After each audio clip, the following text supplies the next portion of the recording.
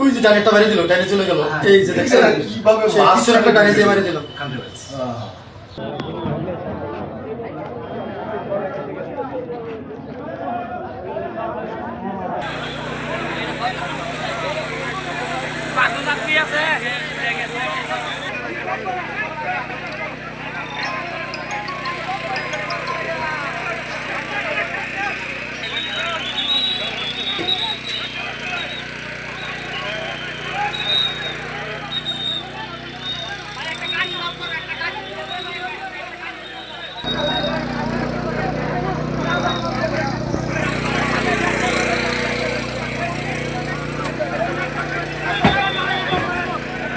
সরকার কোনোদিন তো দেখি না যে পুলিশে এটা কোনো যে খোঁজ খবর নিচ্ছে তার জবাই চালায় বুঝছে এইটি যদি একটু সরকার কোনো খোঁজ খবর নিত তাহলে ভালো হইতো।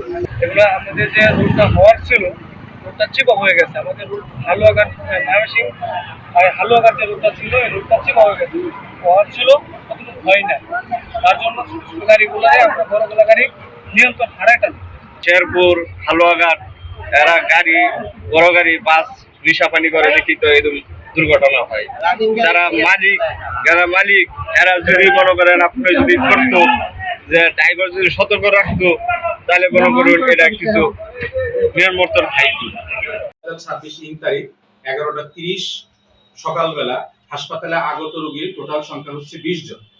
তার মধ্যে চিকিৎসাপ্রাপ্ত হয়েছেন 11 জন, রেফার করা হয়েছে 8 জন, ব্রড ডেথ মানে মৃত অবস্থায় এসছেন 1 জন, এবং আমরা ময়মনসিংহ মেডিকেল কলেজ হাসপাতালে আমরা পাঠিয়েছি 8 জন।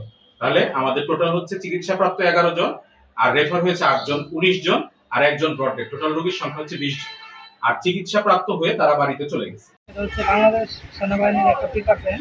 এটা হচ্ছে ফুলপুরা স্থায়ী ক্যাম্প থেকে আজকে ময়মনসিংহের উদ্দেশ্যে যাচ্ছিলাম। আর ঢাকা থেকে শেরপুরের একটা গাড়ি হবে